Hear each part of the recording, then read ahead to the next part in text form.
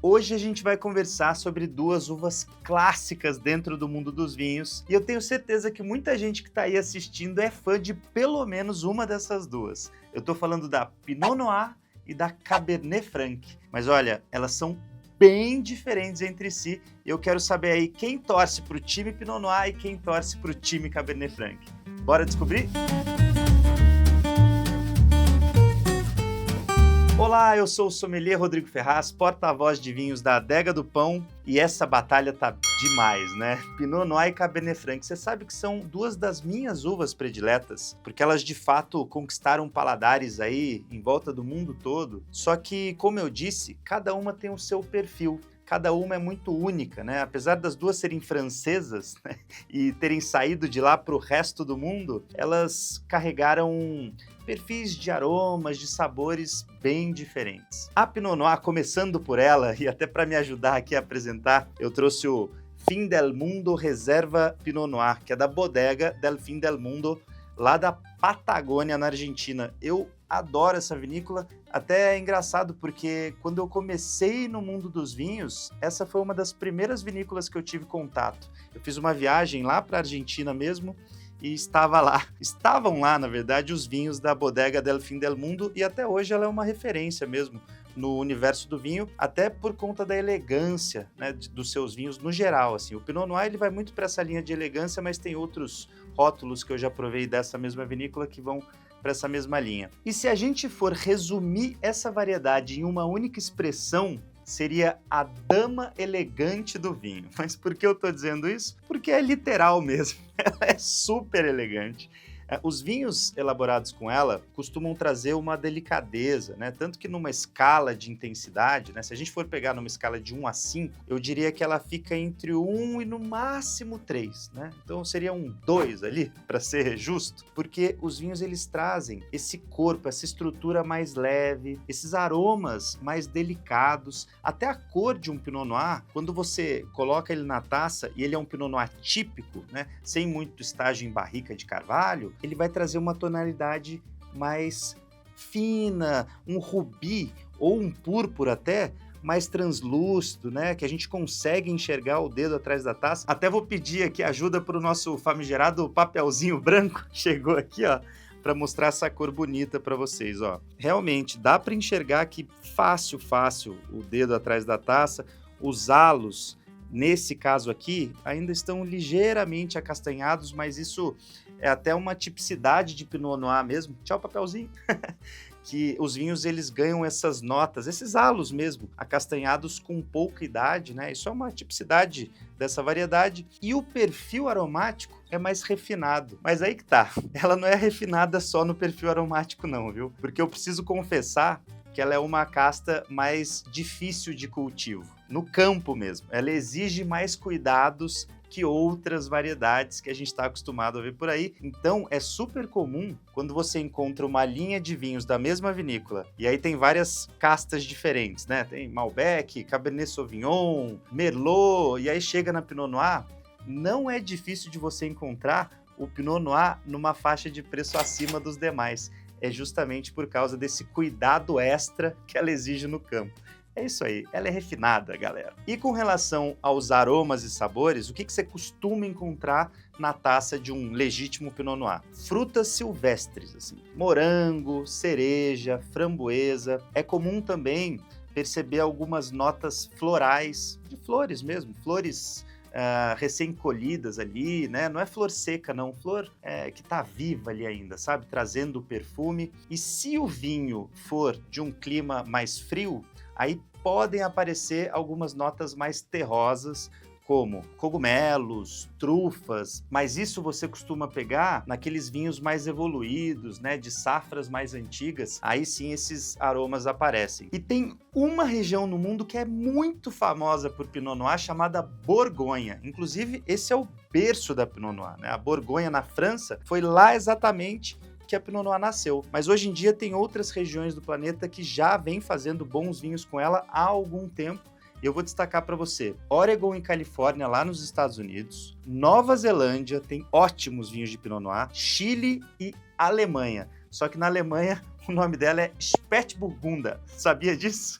Espero que a pronúncia esteja correta aqui, que é alemão aí para vocês. E para a gente encerrar a apresentação dessa uva com chave de ouro, vamos falar de harmonização. Com esse vinho aqui, o que fica bom, fica muito bom mesmo, não só esse vinho, tá? Vinhos típicos de Pinot Noir. Você pode considerar aí pratos mais leves. Então, até peixes, viu? Porque peixe geralmente não fica muito bacana quando o vinho tem muito tanino. No caso da Pinot Noir, essa concentração de tanino é bem baixinha. Então, você pode harmonizar ali com salmão, com atum, algumas vezes com pratos da culinária japonesa típica, carnes brancas, como frango. E aí, se você for usar um tempero, você pode pegar essas notas. Caso o seu vinho tenha aquelas notas terrosas que eu mencionei, usa isso na comida também. Vai trabalhar ali com cogumelos, né, na sua cozinha, ou até mesmo algumas especiarias ali que eu acho que vão ficar muito interessantes, né? Então você pode pensar num risoto de brie com cogumelos, ó. Ótima pedida. Agora, bora para a próxima uva? Cabernet Franc chegando na área.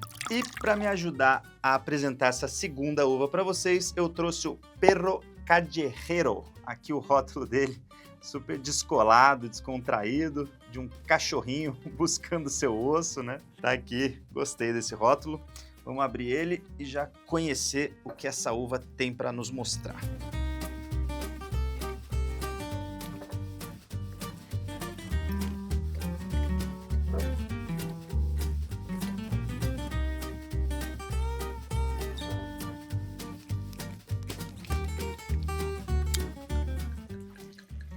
Ó, cor bonita do vinho, hein? Bem bonita. Bom, a Cabernet Franc, né, se a gente fosse colocar ela numa expressão, como eu fiz para Pinot Noir, ela seria a alma versátil e rústica do vinho. Por quê? Versatilidade é com ela mesmo. Ela já exige menos cuidados ali no campo com relação à Pinot Noir.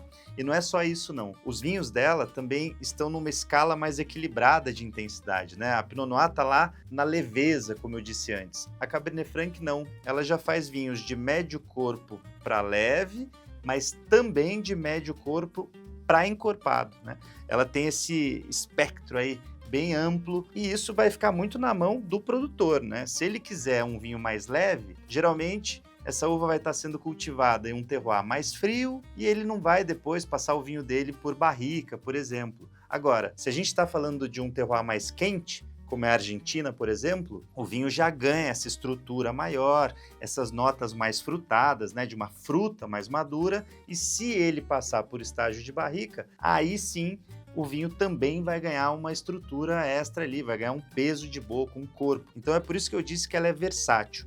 Agora, lembra que eu falei da palavra rústica também? Por isso, porque além das notas de frutas que eu mencionei, ela quase sempre vai carregar alguns aromas aí que vão te lembrar toques mais rústicos, como couro, como os toques terrosos que eu mencionei lá na Pinot Noir, aqui também podem aparecer, uma especiaria mais picante, uma pimenta preta, né?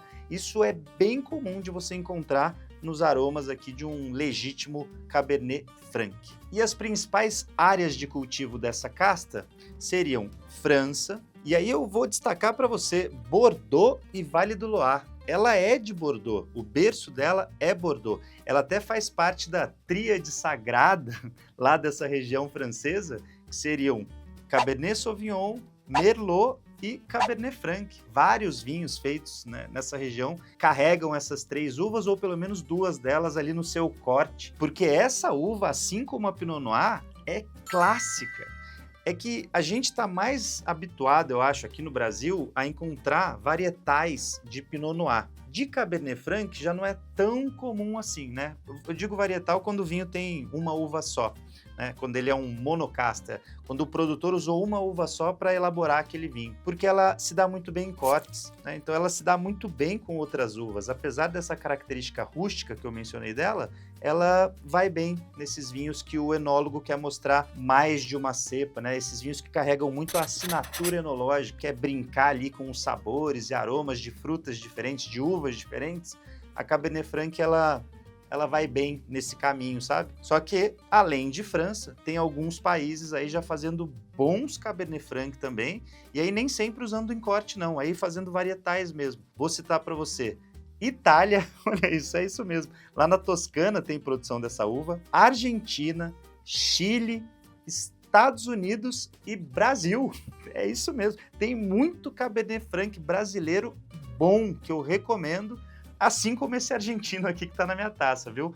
A América do Sul, no geral, tem feito excelentes vinhos com essa uva aqui. E antes de passar para as harmonizações, eu quero comparar a cor desse vinho com a cor do Pinot Noir. São bem diferentes. Olha o papelzinho chegando. Valeu, produção. Aqui, ó.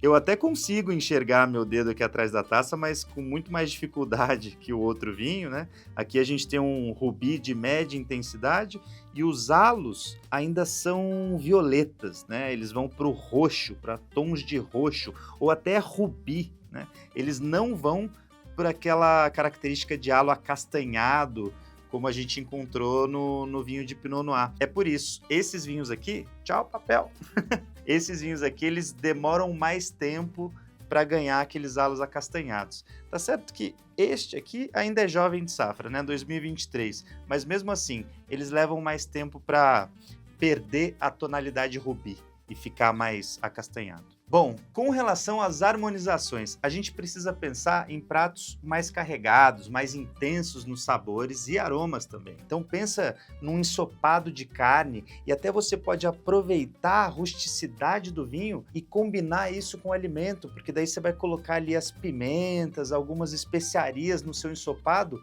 e isso vai causar uma harmonização por semelhança. Agora, se você for por uma tábua de queijos, por exemplo, pense em queijos mais intensos também, queijos amarelos, como o Gouda, né? O Provolone, que traz aquele toque de defumação, vai ficar muito bom com Cabernet Franc. E até se você quiser colocar alguns embutidos nessa tábua, vai ficar muito bom também.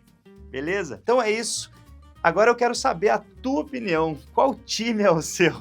Pinot Noir ou Cabernet Franc? Agora, independente do time, todas essas indicações aqui que eu mencionei hoje você encontra na Adega do Pão, tanto nas lojas como no site ou no app, você escolhe. Até o próximo episódio, hein? E se você ainda não é inscrito no canal, fica aqui o meu convite e não esquece de deixar o like também. Valeu, cheers, até a próxima. Pão de Açúcar.